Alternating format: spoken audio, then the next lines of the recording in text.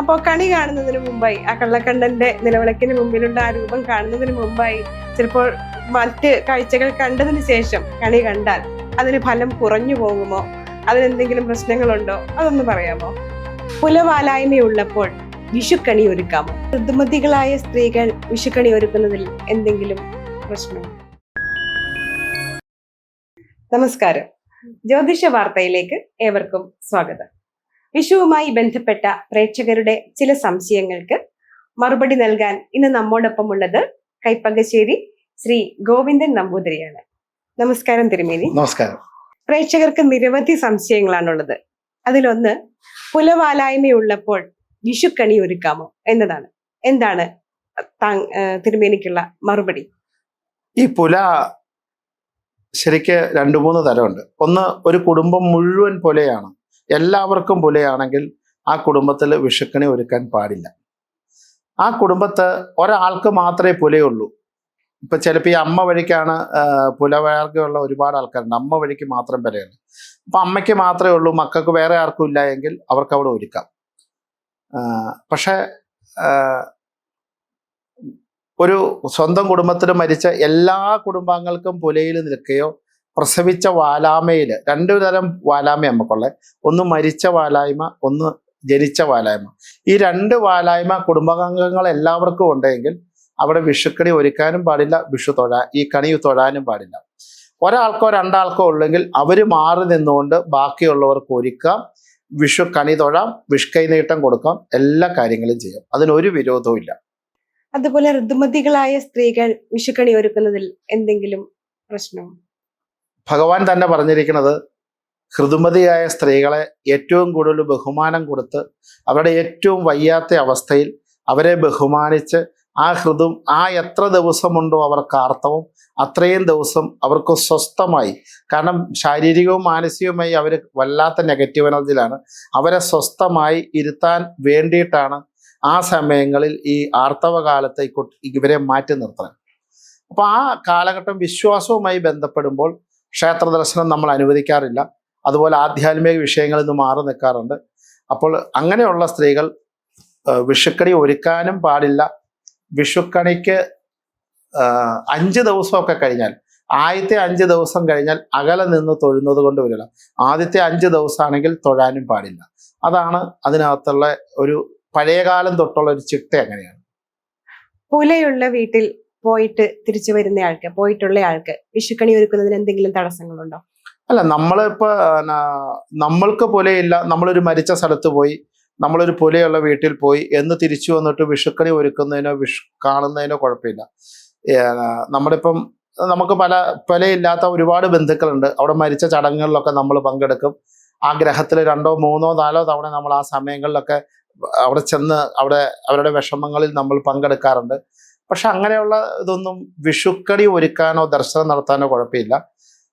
എല്ലാം കുളിച്ചിട്ട് വേണം എന്ന് മാത്രമേ ഉള്ളൂ. കാരണം നമുക്ക് പുലയില്ലല്ലോ, ആ കാര്യത്തിൽ നമുക്കത്ര ടെൻഷൻ അടിക്കാനില്ല. കാരണം അത് നമ്മൾ മറ്റൊരു ഗ്രഹത്തിൽ പോയി അവരുടെ വിഷമത്തിൽ പങ്കുകൊള്ളുന്നുള്ളൂ. പക്ഷെ നമ്മൾ ഇവിടെ വരുമ്പോൾ കുളിച്ച് ശുദ്ധമായിട്ട് വേണം കണി ഒരുക്കാനും കണിയുടെ തൊഴാനും എല്ലാ കാര്യങ്ങളും ചെയ്യും. അത്രേ അതിനകത്ത് ശ്രദ്ധിക്കേണ്ട പ്രശ്നങ്ങളുള്ളൂ. പുലയുള്ള ഒരു വീട്ടിൽ പോയിട്ട് തിരിച്ചു വന്ന് നമുക്ക് വിഷുദിനത്തിലുള്ള നാമജപത്തിലും മറ്റും പങ്കെടുക്കുന്നതിന് എന്തെങ്കിലും ബുദ്ധിമുട്ടുണ്ടോ? ഇല്ല, നാമജപം എന്ന് പറയുന്നത് നമ്മൾ ശുദ്ധമായിരിക്കുമ്പോൾ ചെയ്യാം. ഞാൻ പറഞ്ഞല്ലോ ആദ്യം പോലെ തന്നെ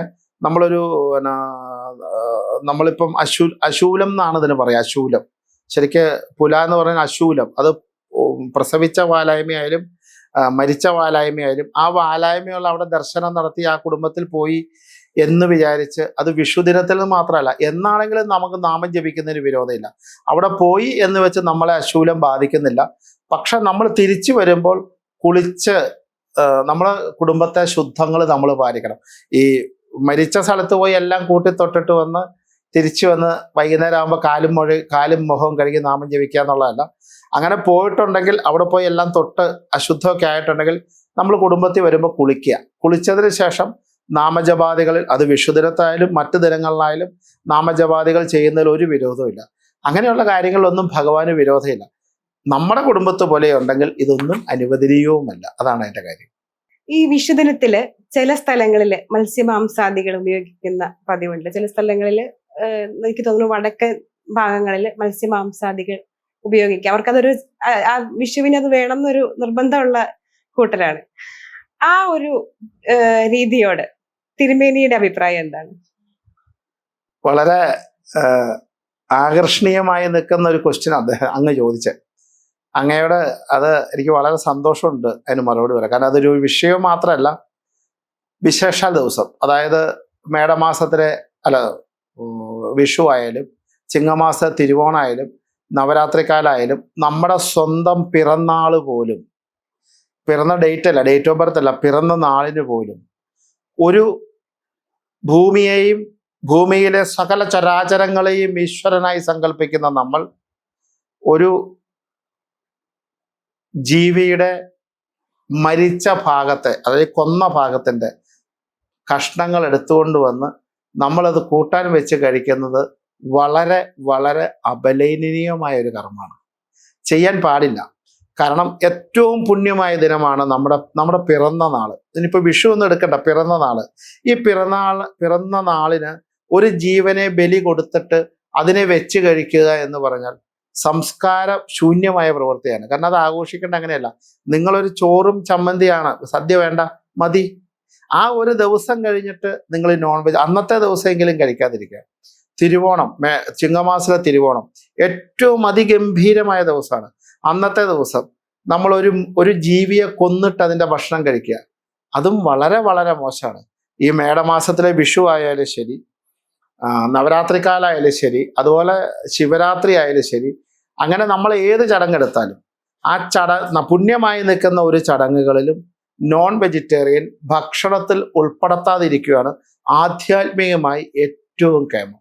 ഇപ്പം നമ്മളിപ്പോൾ ന്യൂ ജനറേഷൻ കുട്ടികളുടെ പോലെ അതിനെന്താ എന്ന് ചോദിച്ചു കഴിഞ്ഞാൽ, ശരിക്ക് ഏതൊരു ജീവിയെയും ഈശ്വരന്മാരായി കണക്കാക്കുന്ന, ഒരു പുല്ലിനെ പോലും ഒരു പുഷ്പത്തെ പോലും ദൈവങ്ങളായി കണക്കാക്കുന്ന സനാതനധർമ്മത്തിൽ ജീവിക്കുന്ന നമ്മൾ ഒരാൾക്കുടെ വേദന കൊണ്ട് നമുക്ക് ആഘോഷമാകുമെങ്കിൽ നമ്മുടെ മനസ്സിൽ മാത്രമേ ആഘോഷമാവുള്ളൂ, നമ്മുടെ ജീവിതത്തിൽ ആ വേദന നിലനിൽക്കും.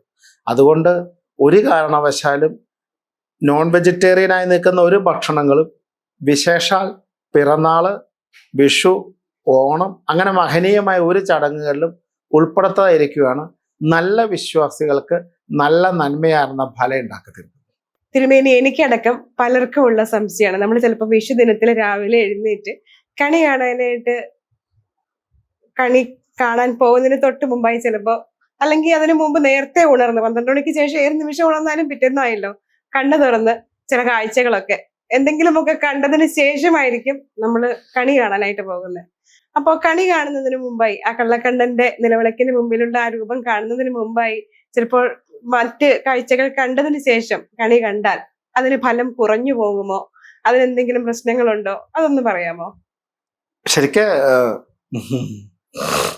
വിഷുക്കണി കാണുക എന്ന് പറഞ്ഞ സങ്കല്പത്തിൽ ഭഗവാനെ കാണുക എന്നുള്ളതാണല്ലോ അതിന്റെ സങ്കല്പം. ഈ 7 ലോകത്തിനും അധിപതിയായി നിൽക്കുന്ന, എല്ലാ വിശ്വാസങ്ങൾക്കും അധിപതിയായി നിൽക്കുന്ന ഈശ്വരന്മാരെല്ലാം പൂജിക്കുന്ന പുണ്യദിനത്തില് ആണ് നമ്മൾ ഈ വിഷു കണി കാണുന്നത്. ഇപ്പം കൊച്ചു കുട്ടികൾ അറിയാതെ ഒന്ന് കണ്ണു തുറന്നു, 12 വയസ്സിൽ താഴെയുള്ള ആൾക്കാരാരാണെങ്കിലും അവർ തെറ്റ് ചെയ്താൽ പോലും ഭഗവാന്മാർ ചിരിക്കത്തേ ഉള്ളൂ. കാരണം അവരോടൊരു പ്രത്യേക മമതയുണ്ട്. ഇനിയിപ്പോൾ നമ്മളെപ്പോലെ പ്രായപൂർത്തിയായവരാണ് കണി കാണുന്നതിന് മുമ്പൊന്ന് തുറന്നു പോയെങ്കിൽ, ആ തുറക്കുന്ന നിമിഷം, കണ്ണു തുറന്നു എന്ന് നമ്മൾ മനസ്സിലാക്കിയ നിമിഷം നിങ്ങൾ മറ്റൊന്നും നിരീക്കണ്ട, നേരെ ഗുരുവായൂരപ്പനെ അങ്ങ് നിരീക്കുക. ഗുരുവായൂരപ്പനെ, സർവേശ്വരകാരകനായി നിൽക്കുന്ന, വൈകുണ്ഠനാഥനായി നിൽക്കുന്ന ആ ഗുരുവായൂർ ഈശ്വരനെ മനസ്സിലങ്ങ് ധ്യാനിക്കുക. ആ മനസ്സിലങ്ങ് ധ്യാനിച്ചു കഴിഞ്ഞാൽ അപ്പം തന്നെ ആ കണ്ണ് തുറക്കണ വഴി വേറെ കണ്ടു എന്ന് ഉറപ്പാണ്, അപ്പം തന്നെ ഗുരുവായൂരപ്പനിലേക്ക് മനസ്സങ്ങ് മാറ്റിക്കോളൂ. അവിടെ കണി കാണൽ കഴിഞ്ഞു. അത് കഴിഞ്ഞു. നിങ്ങൾ പയ്യെ എന്നിട്ട് കണ്ണടച്ച് നേരെ വന്ന് വിഷു കണി ഒരുക്കിയെടുത്താൻ തൊഴുതാൽ മതി. ഈ ലോകത്തിന്റെ എന്നല്ല, സനാതനധർമ്മ വിശ്വാസികളുടെ എല്ലാവരും ആശ്രയിക്കുന്ന ഭഗവാൻ ആ ഗുരുവായൂരപ്പനെ ഓർത്ത് കണ്ണങ്ങ് തുറന്നു എന്ന് മനസ്സിലാക്കി എൻ്റെ കൃഷ്ണ എന്നങ്ങ് വിളിക്കുക. അദ്ദേഹത്തെ അങ്ങ് നിരീച്ചോളൂ. ഒരു ദോഷവും ഇല്ല, ഒരു ദുരിതം ഉണ്ടാവില്ല. ആ കൃഷ്ണ എന്നുള്ള വിളിയും അദ്ദേഹത്തെ കാണലും, ഗുരുവായൂരപ്പനെ ഓർത്ത് കിടക്കുക, ഗുരുവായൂരപ്പനെ ഓർത്ത് എണീക്കുക. ആ മനസ്സോടുകൂടി ആ കണി കണ്ടെടുത്ത് പോയി തൊഴുതോളൂ. അങ്ങനെ സങ്കടപ്പെടുകയൊന്നും വേണ്ട. ഭഗവാൻ കൂടെയുണ്ട്. ഭഗവാൻ സത്യമായിട്ടും അത് കൂടെ നിന്ന് അങ്ങ് ഇതായിക്കോളും. മനുഷ്യ മനസ്സുകളിൽ ഉണ്ടായിട്ടും അത് വെളിപ്പെടുത്താനാകാതെ അറിയാതെ പോയ ചില സംശയങ്ങൾക്ക് ഏറ്റവും ലളിതമായ ഭാഷയിലാണ് തിരുമേനി നിങ്ങൾക്ക് മറുപടി തന്നത്. നന്ദി തിരുമേനി. നമസ്കാരം. ഇതോടുകൂടി ഇന്നത്തെ ഈ എപ്പിസോഡ് ഇവിടെ അവസാനിക്കുന്നു. നന്ദി.